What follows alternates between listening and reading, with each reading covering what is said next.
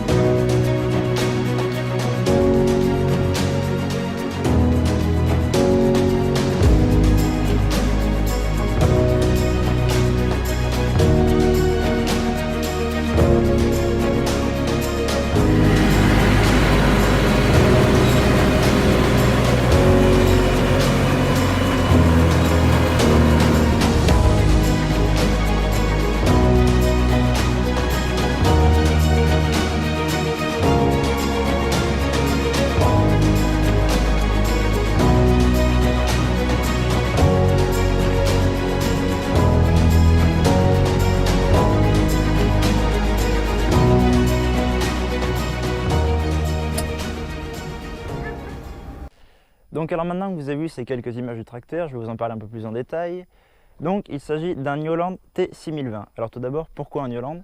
Tout simplement parce que moi je suis fan CNH, donc du groupe CAS Newland, et qu'on travaille avec une concession Newland qui est pas loin, donc c'est parfait, c'est très bien. Un 6020, on avait déjà eu un 6010 à l'essai en 2015. J'avais trouvé ça pas trop mal, donc un 6020 c'est un moteur un peu plus coupleux, un peu plus puissant. Donc c'est un modèle élite, donc il a la surpuissance. Il a pas mal d'options comme la cabine suspendue, le pont avant suspendu. Alors quand on a décidé d'acheter ce tracteur, on a choisi de faire changer les pneus avant, ils étaient complètement morts, donc on les a fait changer par la concession. Quand on est allé voir le tracteur, la personne qui l'avait avant avait gardé son chargeur, donc il n'avait pas de chargeur. On avait regardé pour faire monter une occasion, mais le prix entre un chargeur d'occasion de 6 ans et un chargeur neuf la différence était moindre. Du coup on a choisi de faire mettre un chargeur neuf, donc c'est un Quick Q5M, donc dans les derniers là. Donc le tracteur en lui-même, il est de 2009, donc c'est un tracteur qui a un peu plus de 6000 heures. Le bâti avait été changé en 2016 et le chargeur du coup est de 2018, donc on a un chargeur tout neuf, donc il devrait me faire un certain temps maintenant.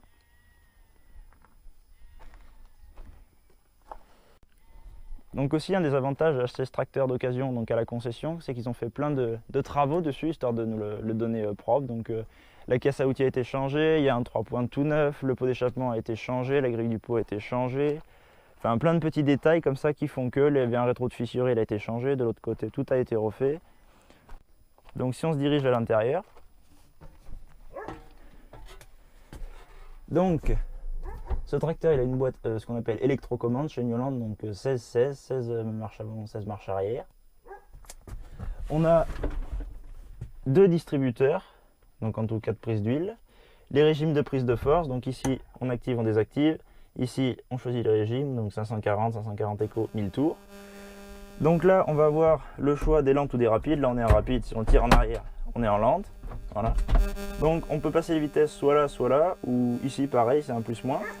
On a aussi une option là sur le petit A, si on appuie ça met en automatique, donc le tracteur va passer les vitesses tout seul et les descendre tout seul en fonction de son régime et de la vitesse à laquelle on va.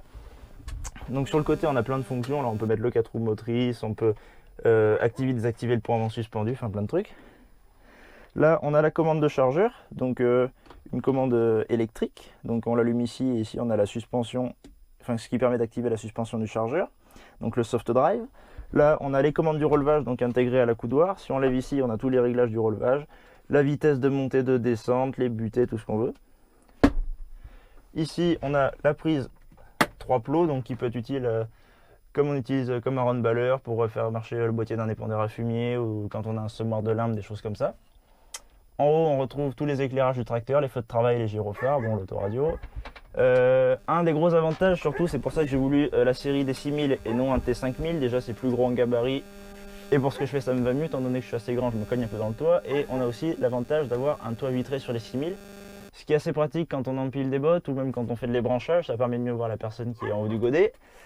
On a bon, forcément la boîte PowerShift avec l'inverseur, un siège passager qui est quand même assez confortable lorsqu'on emmène quelqu'un, et un vide-poche. Et de l'autre côté, on a tout ce qui est bouton de clim.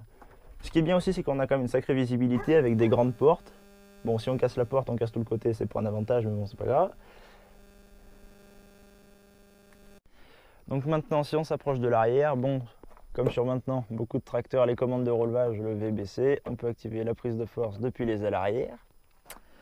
Donc c'est un tracteur qui a quand même maintenant deux bons verres additionnels, surtout maintenant les faucheuses qu'on a, les anciens qui avaient un vérin que à gauche, là, ça les travaille un peu plus, donc deux vérins c'est une meilleure stabilité. Donc le 3.9 qui a été changé par la concession. Voilà, donc ici on peut voir comment est suspendue la cabine, donc avec des ressorts.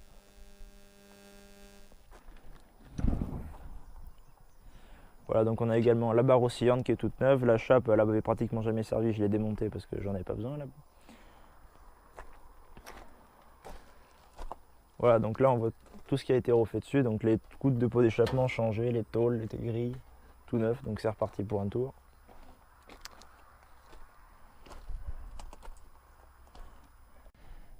Donc du côté du moteur, on a un moteur 4 cylindres avec 4,5 litres de cylindrée qui développe 112 chevaux et plus la surpuissance après. On a une bonne surpuissance d'environ entre 25 et 30 chevaux. Donc c'est un moteur quand même facile d'accès avec tous les composants tels que, bon, là ça se déclenche pour que le capot s'élève plus haut. On a le filtre à air sur le côté, tout ce qui est radiateur ça s'ouvre pour être soufflé très rapidement maintenant. Et c'est un tracteur du coup qui est tout caréné. Donc voilà, chose promise, chose due, je vous ai présenté le remplaçant du CS86. Donc il devrait quand même rester là pour un certain moment maintenant. Et donc maintenant, la prochaine vidéo qui sortira, je pense que ce sera ramassage de foin, donc en compagnie de ce cher jeune homme avec le plateau Oswirch qui est derrière. Donc, c'est dans les prochaines vidéos. Allez, à la prochaine!